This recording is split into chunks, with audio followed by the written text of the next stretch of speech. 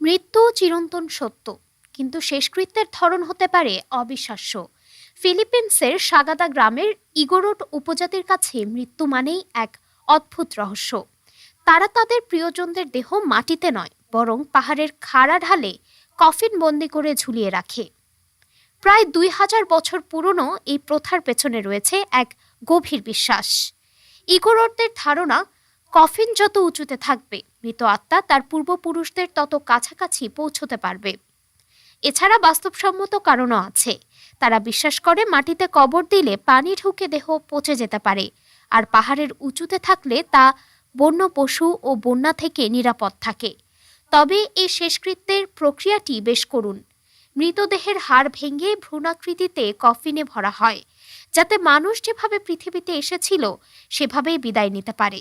পাহাড়ের গায়ে পেরেক দিয়ে আটকানো এই কফিনগুলো দেখার জন্য দুর্গম পথ পাড়ি দিয়ে ভিড় করেন দেশি বিদেশি পর্যটকরাও।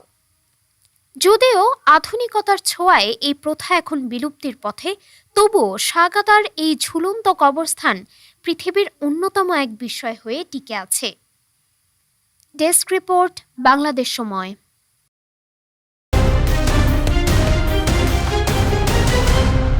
বাংলাদেশ সময়, সবার আগে দেশ।